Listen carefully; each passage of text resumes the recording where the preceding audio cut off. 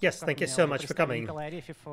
I've been just introduced. My name is Nikolay Arefiev. I work for a company called Technology Kybergross, and since 2019 we have been collecting TI from open sources, and since 2021 I have been presenting at most PhD events talking about various issues we ran into and the way we address them. Today I will talk about the way we analyze TI reports. It's a bulky subject, therefore my presentation will need to be somewhat cursive.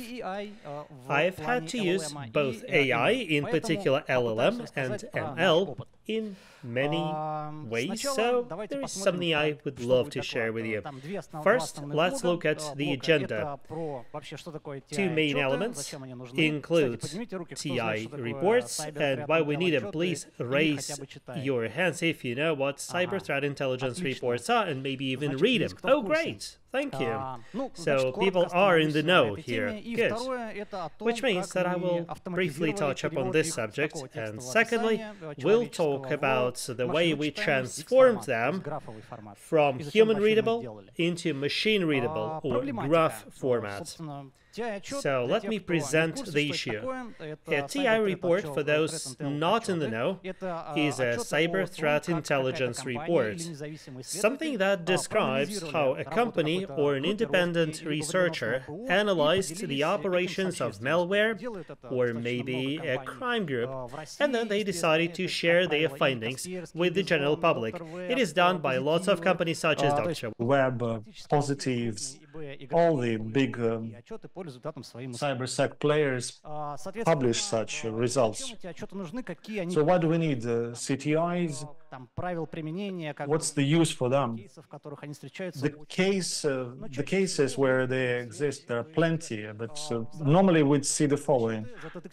Some kind of a protection tool engages and it detects the malicious activities. So this chain, does it look very much like a group or malware activity? Maybe there will be something else coming out of that. And we may want to try and find similar incidents out of it. Another trivial example, an antivirus software engages and it could not delete a malware, but detected its family, its origin. So it just need to find out what kind of a malware, how it penetrates the system, what would be the consequences. We might want to find analytics about such a malware. And when we tackle the strategic tasks, for example, let's just take a look at the landscape of our threats. Which groups can attack us? Who are interested about us? Like our company, maybe there are similar companies to ours with a similar profile. These CTI reports may help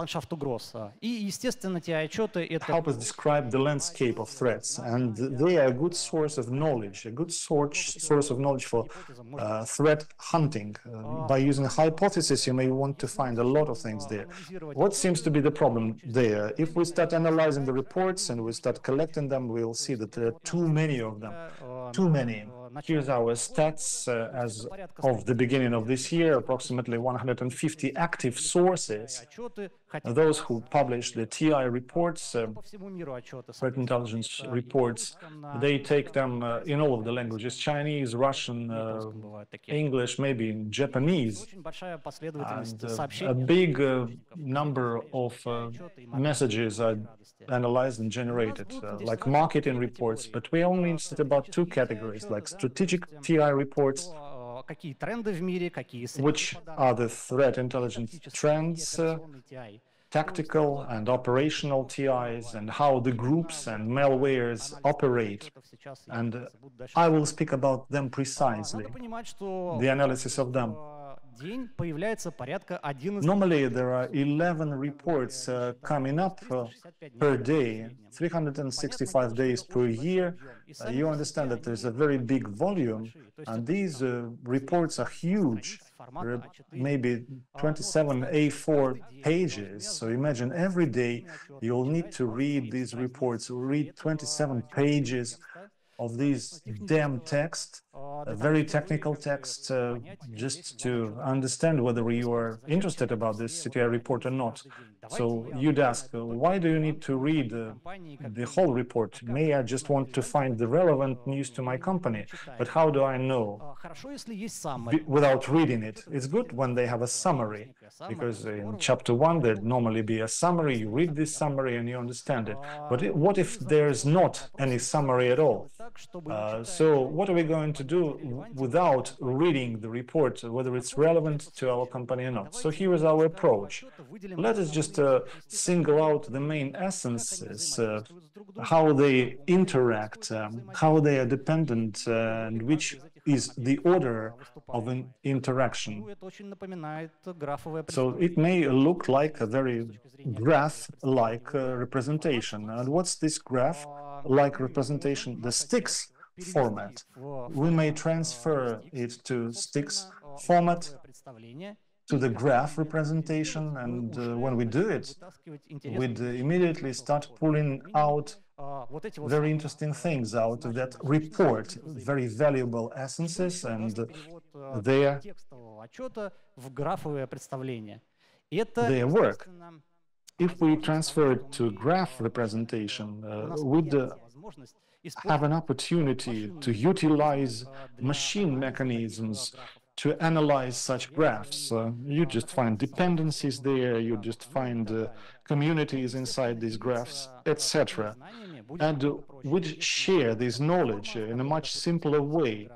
We may want to find and give all the knowledge to our people, and they'd have the same database. A very interesting representation. On the left-hand side, we have a text report, and on the right-hand side, the graph-like report. So let's just speak about how from this essence we move to another state, from text to graph. What's the point? We are talking about AI. We are talking about generative networks. Let's take the LLM, and the LLM will do everything for us. Seems like it's going to be a great solution. We are living in the 21st century. Why not? But a number of problems do arise when we often face having such experiments. First of all, we need to have an industry-like solution. It's not just taking a couple of reports from a portal and make sure that GPT-4, for example, has transferred it to STIX. Instead, we just need to process all of the types of the reports, detailed, non-detailed, etc. And we need to do it on a regular basis. We need to do it on a regular basis. If we just take a report like we've taken it in HTML format and we just put it in the LLM from HTML, not all of the LLMs are suitable for us. Each and every report has 20,000 tokens, 10 or 20,000 tokens. So an average one is too big.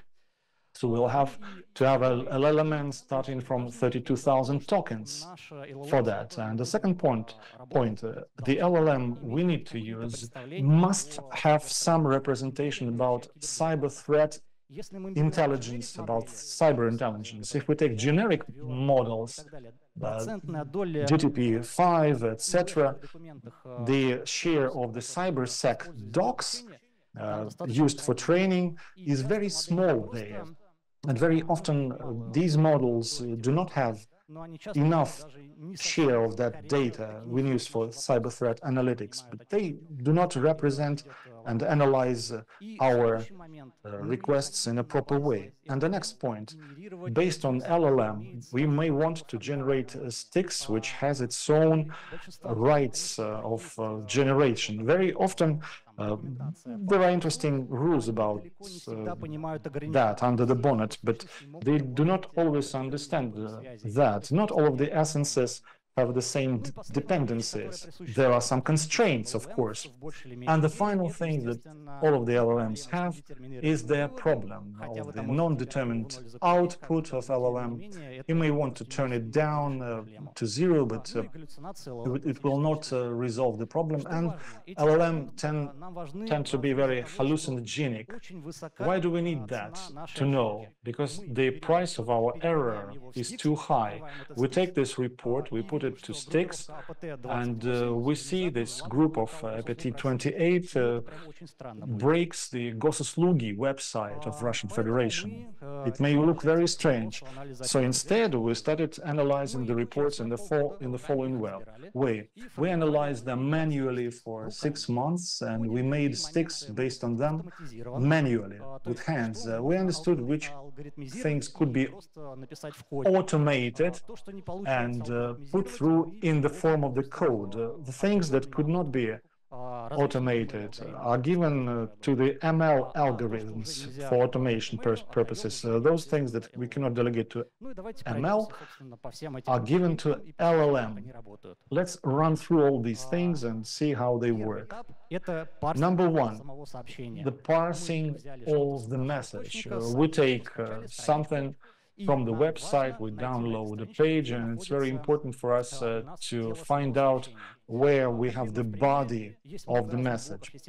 We have a lot of blocks, the navigation, and it's very important for us to single out the body, because if we start transferring HTML to text directly, we'll take quite a lot of garbage information.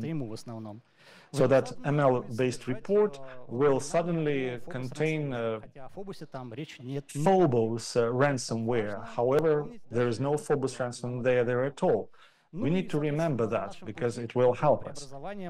So with this transition, there will be a lot of stumbling blocks on the way. There are different features of the website's representation. They're not too perfect, especially when the Indian and Chinese and Japan websites are quite heavy to analyze.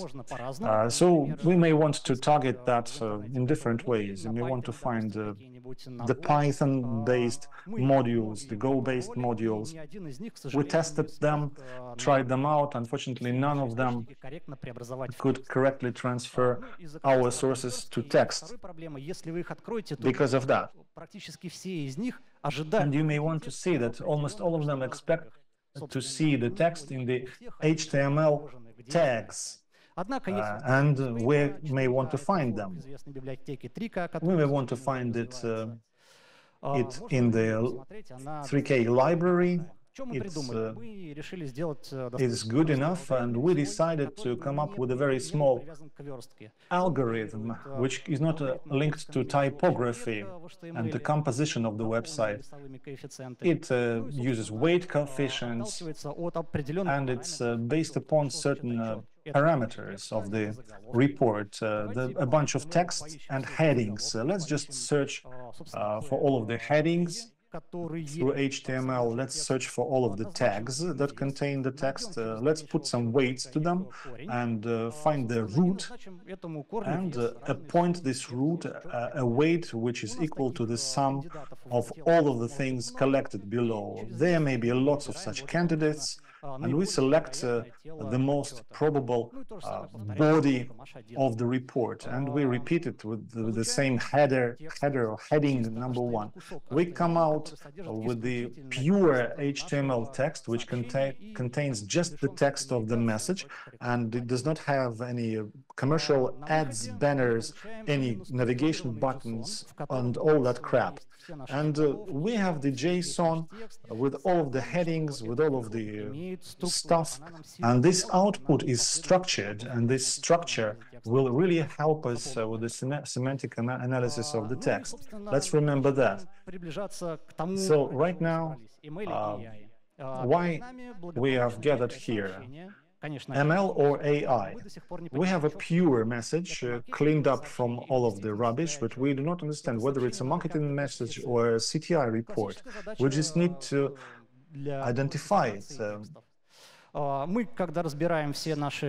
classification of texts is done in the following way. We have come up with the following classification.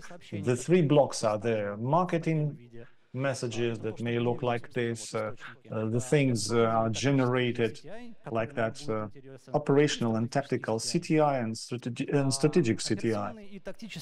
Operational and tactical CTI in the messages is given in the following way. Either there are messages about the analysis or the compact analysis or the extended analysis report. What's the point here? After we've covered some incident, after 3 or 6 months, depending on the company, they release a report about the attack of that group, which tactics the group used, which indicators of the infrastructure damage were monitored, and they come up with some recommendations, like Sigma-based recommendations for detection. To come up with this, a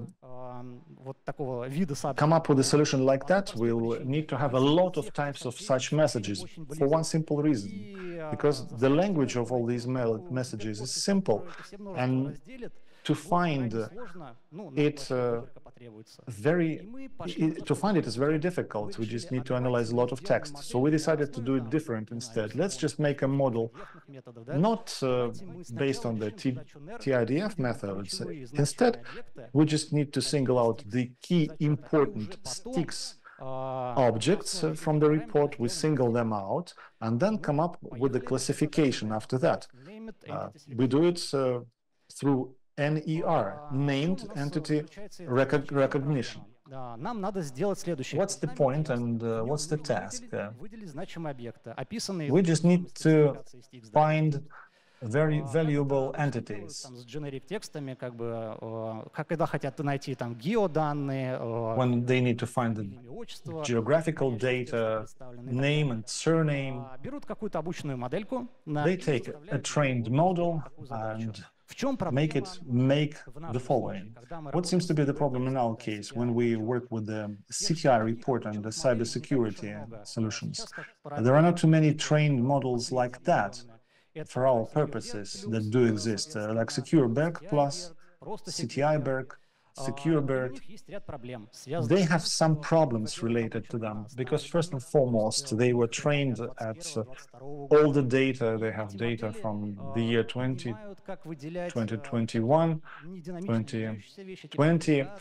They do not understand how to work with the dynamically changing entities like indicators, like the names of the malwares,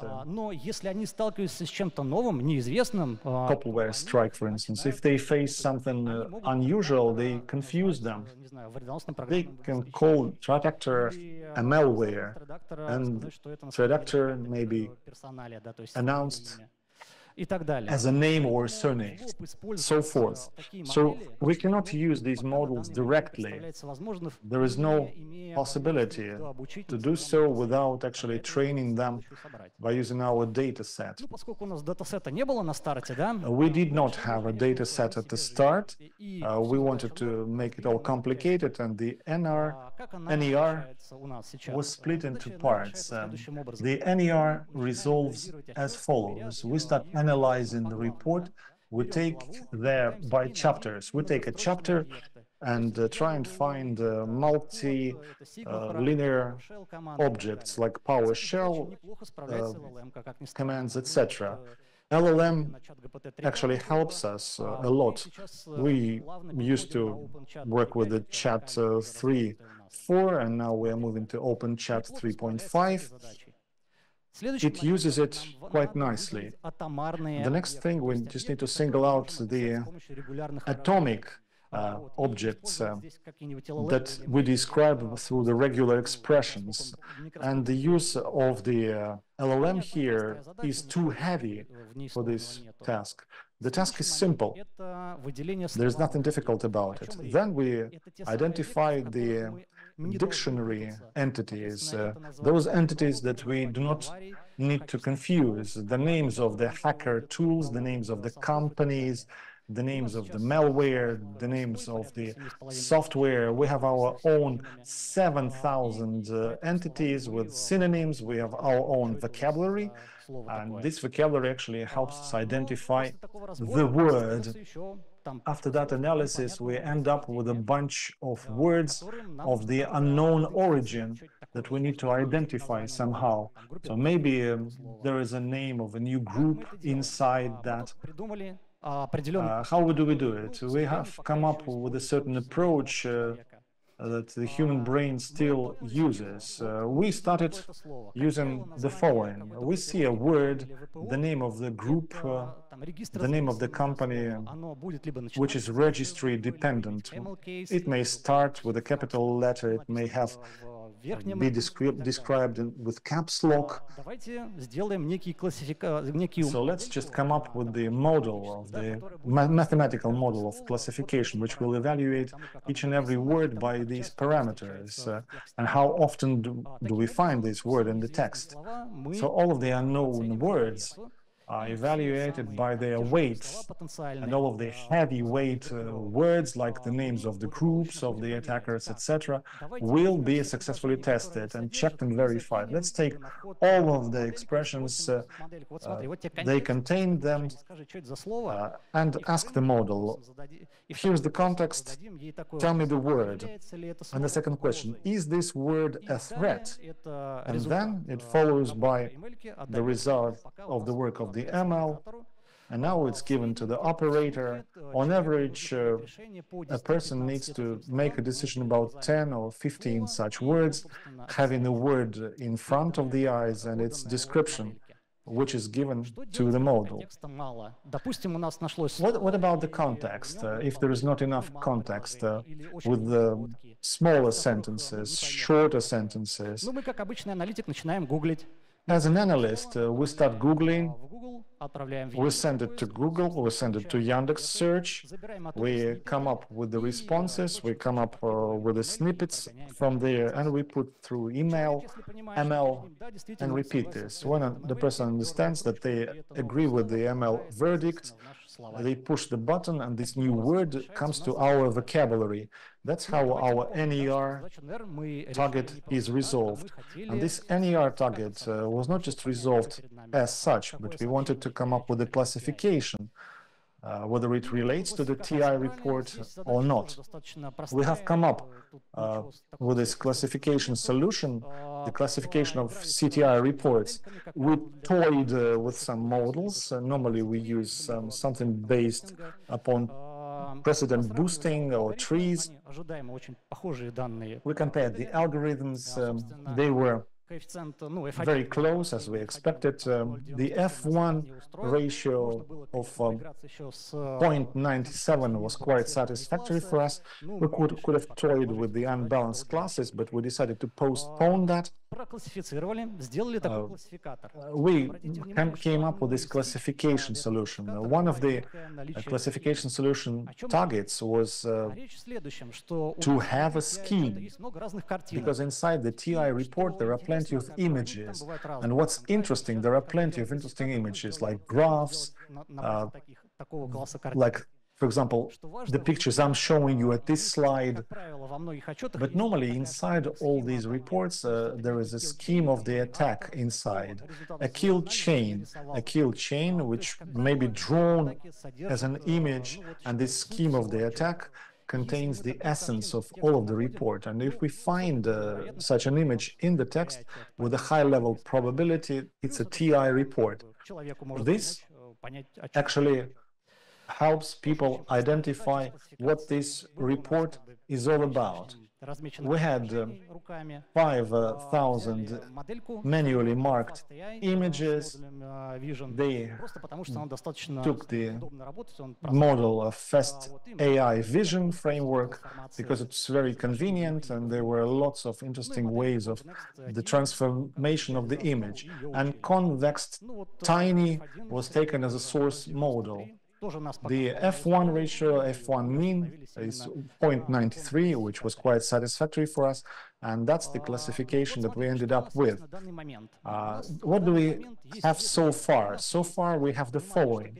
Here is the understanding that this is the CTI purified report. All of the key elements have been singled out. We know all of the key elements in there, and we need to establish the connections between them by using the semantic analysis. Whether we can do the following without analyzing texts. Those people who write these reports are analytical people with the analytical mind, and they put the same value.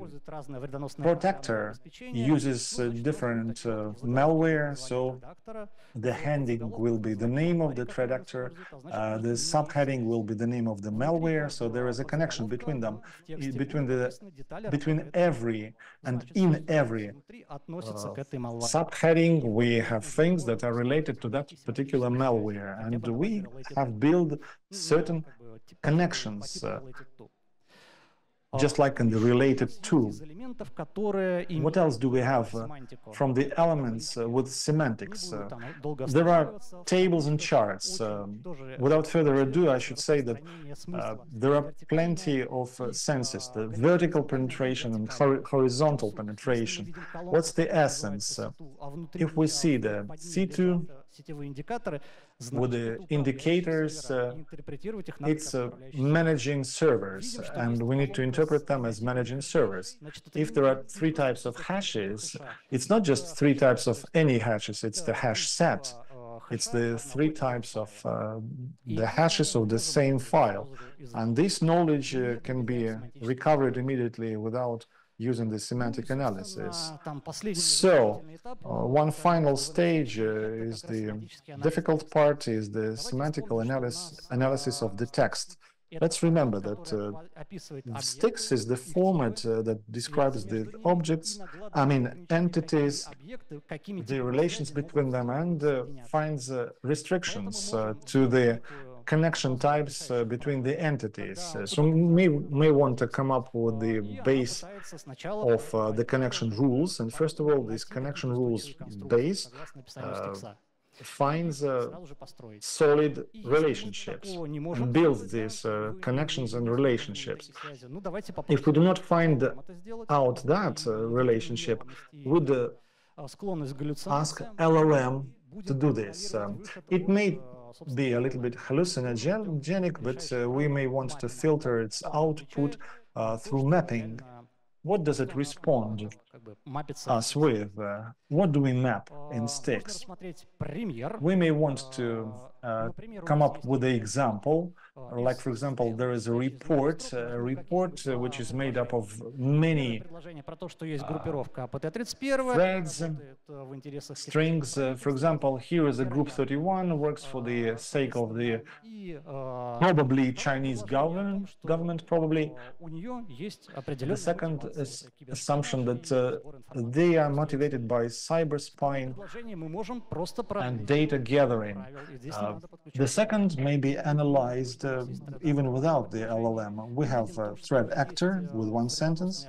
We have malicious activities, and we have recovered them. And we have the word engage there that describes us. That's a particular motivation. And there may be a difficult thing to do, to analyze this text. So we do the following. Let's take this message and we'd send it to LLM and say, what's the type of STIX report can be used there and applied there to these objects? Well, obviously, there may be problems that this model does not really know what STIX is all about, and we use open chat for that. It's a local one. It doesn't cost us anything but electricity costs, electricity bills. So it will pull out a connection which does not appear to be in the STIX. is just associated with, but it comes up with a very limited scope of the semantically correct description, and we map the output of LLM to the STIX format. Whether it's associated with LLM, we say that there is a connection which is originated from. We can come up with the intrusion sets. It's synonymous, targets, and come up with the connection of the location China. So we can come up with a connection.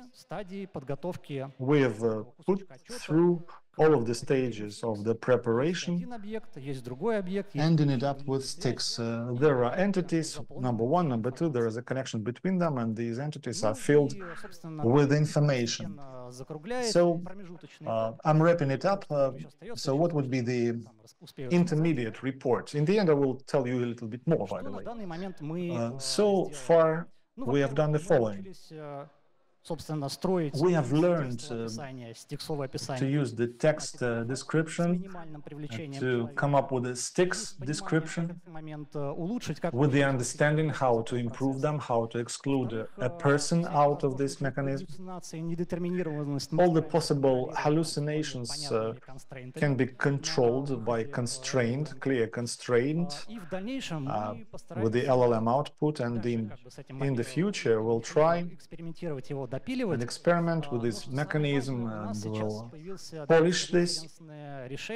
But what's important is that we have the reference point, reference solution, and we can compare other reports versus that one, where there will be more AI, will use less AI, but we have the reference point. And through this work, we keep on updating a huge data set of the data, which will help us fine-tune it. If we fine-tune it, we'll probably report about this at the following PhD days. And we'll tune up this model for better CTI report making purposes, and in the real time we'll train this model with live data. And in the very end, very briefly, I will speak about what else interesting we could do through LM. We generate a normal summary. Everyone who played with the LLM did that, but when we speak about TI reports, there are plenty of connections and things, and this model is not so nicely focused. Very often it loses the bunch of the reports. So what we did it simple. Let's come up with a summary, not all of the sentences, but all of the important entities. So we make this model more focused. The GPT-4, ChatGPT-4 is used for that, because OpenChat 3.5 did not shine in that particular example. And with this summary, we can come up with the main idea of the report. We can single out facts out of it and come out with a summary. So the person may be looking with one eye at the graph from STIX, and with the other eye take a look at this summary report and understand and decide whether it's interesting for us or not. There is a very interesting work by Thomas. Thomas made up a number of prompts in his work. These prompts help change TI text through mind maps. Here is a link you can follow to analyze it and see it, how it works, and understand quickly whether this report is interesting for me or not, without actually reading it through. In the end, I should say that we have a Telegram channel, we have a TG channel. Please subscribe.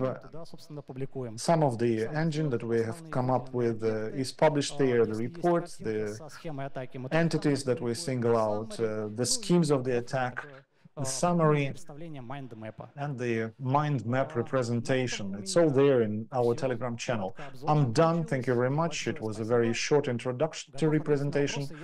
Thank you very much for listening. I'm open for your questions if you have sent me your questions so far. Yes, I remind you, thank you very much. All the questions are sent through the chat bot. Please use QR code on those screens. You are already asking questions. There are many questions and they're very interesting questions. So I'll start with the first one. You have questions. It's very interesting. So you cannot leave without answering them. I remind you that you may want to find the best question from the person who is asking this question and award the person with a t-shirt. We all speak about cybersecurity. We speak about the analysis of cybersecurity. Is there a risk that at a certain point there'll be a prompt injection into a report to somehow compromise the report? Да, ну, system. История очень простая. Надо понимать, что... So here is the story. It's simple. We have trusted and non-trusted sources. But to speak shortly, you need to understand that these reports, the TI reports, are published by very respected people like Kaspersky and things. When we have the prompt in there, I may have a doubt, maybe they have been breached. There are some other reports by independent researchers. I cannot guarantee that it's not possible. It is possible. But the question there is, to that particular person, he'll be responsible with his reputation.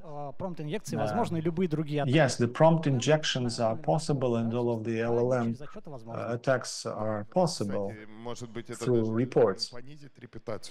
Maybe it will not even damage the reputation of the person if they find a loophole out there. Here is a question from those people who do this business on a regular basis. Wouldn't it be cheaper to hire 10 more people who manually mark the reports and will reduce the number of errors? Maybe there is a statistics on how much money you've actually saved to the business. Да, смотрите, бизнесовый вопрос, конечно, не хотелось бы его касаться, но тем не менее, давайте... Buying the hardware for the business, how much money have you saved? So I'll try to smooth the edges. You have a fully fledged TI report analytics department, 400,000, 500,000 rubles per month, that's their salary. Check your budget.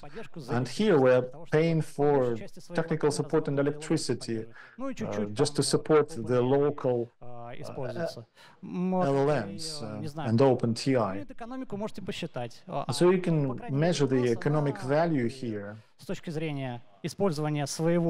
In terms of the use of the code, we say like X100 in terms of numbers. It would be very hard to find a whole department of analysts.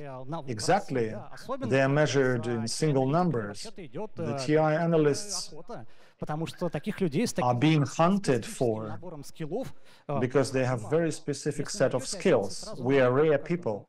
If you find 11 of them in the market, well, it's great. If you have money to pay them salary, it's more than better, especially if they do just that and nothing else. Excellent, super. Very often we have very difficult words in the reports. Not all of the synonyms are recognized by LLM. Maybe you connect different additional dictionaries. Можно вернуться на тот мой слайд, как... Here, you may want to come back to the slide, the previous one, how we were looking for unknown words. If we did not come up with the word in the vocabulary, it would be an unknown word. And this process launches. They try to find the context, use LLM and try to find an answer, or we just simply Google like normal people. We Google the answers. If Google and Yandex search engines do not find anything about this word, and if there's nothing written about that in the text, I didn't mention that previously, but this word with this whole context is put in our archive, and the more words we accumulate, all of a sudden it may shine and sparkle. That's the synonym, exactly. So we just find the words in that fashion. You spoke about how you detect the groups. Our knowledge is that those groups change their names. So false will appear in the system. Do you fight with them? Conducting such an analysis. Well, your question is whether this malicious group changes their names and switches the names. What are we going to do about it? We only have the text of the TI report on the hands. If the analyst did not expose that thing, we will not know anything about that. We don't have any other data at the input. Let me quote some of the questions. I like them. Now you have a system operating which processes everything for you. But the point there is that maybe by working, it may sooner or later start fantasizing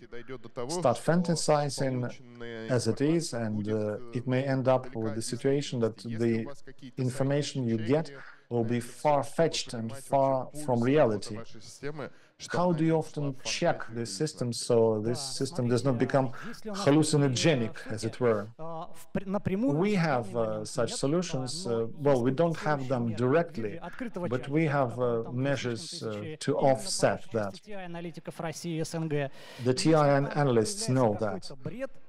If there is some hallucination, if there is some random thing in there, we manually adjust it. So there is no technical mechanism to compensate, but there is a human measure. So we compensate it with manual work. Question: have you ever tested the open source Mistral-like models, things that you can deploy inside the contour and it will not connect to the internet? Especially it's important for the company which is very peculiar about cybersecurity. Such thing may be very useful for them. We checked Mistral 24.8 or 24.7, I don't remember exactly. 27, I guess. There are some limitations. We were looking for the model that we can deploy at 130/90, and it was more or less compensated for our purposes, and it was suitable for 34 gigabytes of RAM. If we scale it up further on, we'll check some of the Mistral solutions. The second one was not tested, but the third one will be. So far, we stopped at using open chat. These reports are public, so giving this to the side is not so horrendous because this data is public. So this data will be included there. Exactly. So far, we have not closed data at the entrance, and we may use open technology and open solutions made in the West as well. There was a lot of information in the slides about English-speaking reports in the English language. What about Russian language reports in your products? It's the last question, by the way. Are you planning to deepen into the Russian-speaking IT universe? Actually, let me start with that. A big number of reports, 90% plus, 95, 98% of these reports are English reports. English is the internal basic language. The model with the cybersecurity data sets are also using English, so we try to put everything in English. If it's Chinese, it's simpler to translate Chinese into English and then work with English. And even Russian reports are translated into English. And the results of work start translating. The output on the slides was shown as output of Yandex Translate engine, and Yandex Translate actually handles these words better than Google Translate. Strange, but it's true. And we used Google Translate for some time to translate from Russian into English, and after a while we moved to a more precise Yandex Translate solution. I'm not advertising it.